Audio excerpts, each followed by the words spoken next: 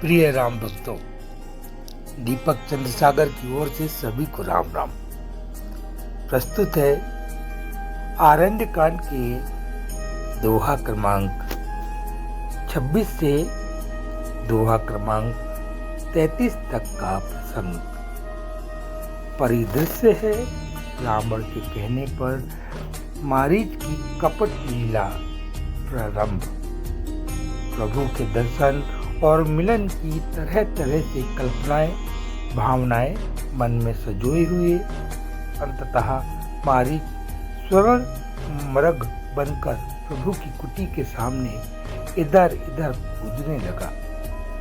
तब सीता जी ने उसे देखा तो मोहित हो प्रभु से कहा, इस मृग की छाल लाइए, ये बहुत सुंदर है। सब जानते हुए भी प्रभु उस कपट मृग के पीछे दौड़े। मृग भागते भागते घने जंगल में पहुंच गया। फिर प्रभु ने उस पर बाण साधा तो वह घायल हो गया और मरने से पहले जोर से लक्ष्मण का नाम पुकारा। मन में राम का स्मरण करते हुए परम गति को प्राप्त हुआ। लक्ष्मण जी के नाम की पुकार सुन सीता जी विचलित हो गई और जबरदस्ती लक्ष्मण को प्रभु की सहायता के लिए भेजती है। तो लक्ष्मण जी कहते हैं कि ये राक्षसों की माया है।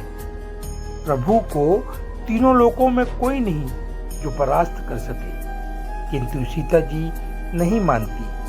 तो लक्ष्मण जी कुटी के बाहर रेखा खींचते हुए कहते हैं कि माते, मैं जब तक ना आऊं कृपया इस रेखा को पार न करना।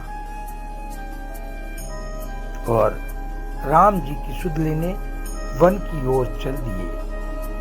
तभी सूना देख रावण भिक्षुक बन कुटिया पर आता है और भिक्षा मांगने के बहाने उन्हें कुटिया से बाहर बुलाता है। सीता जी जैसे ही लक्ष्मण रेखा पार करती हैं, रावण उन्हें हरण कर रथ पर बैठाकर चल देता है। सीता जी विलाप करते हुए जा रही हैं। तभी सीता जी को पहचान जटायु ने रावण पर आक्रमण कर दिया और सीता जी को कुछ क्षण के लिए मुक्त भी करा लिया। लेकिन अंत में रावण ने तलवार से उनके पंख काट दिए और सीता जी को ले जाकर अपनी प्रिय अशोक वाटिका में राक्षसियों की देखभाल में नजरबंद कर दिया। इधर प्रभु लक्ष्मण के साथ आश्रम आए तो सीता जी को न पाकर अपहरण की आशंका से विक्षिप्तों की भांति अत्यधिक दुखी होने की लीला शुरू कर दी। मानवीय स्तर पर मानस में प्रभु की विरह विलाप लीला अति सूक्ष्मता से वर्णन है। आगे चलने पर घायल जटायु से भेंट हुई। उन्होंने रावण द्वारा सीता हरण का समस्त वृत्तांत श्री राम जी को सुना दिया। मानस का जटायु प्रकरण बहुत प्रसिद्ध है।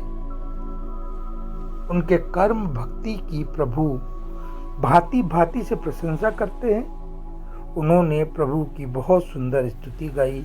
फिर देव रूप धर स्वर्ग सिधारे, अपने हाथों से जटायु की अंत्येष्टि कर आगे चले। में कबंध का उद्धार किया। प्रभु ने अपना सिद्धांत कबंध को बताया कि सकल कामनाओं, सत्कर्म, लौकिक परलौकिक पुरुषार्थ आदि की सिद्धि का मूल एकमात्र ब्राह्मणों के चरणों के प्रति आदर होना है। इसलिए ब्राह्मण कैसा भी हो सदैव पूजनीय है। बोलिए सियावर रामचंद्र की जय।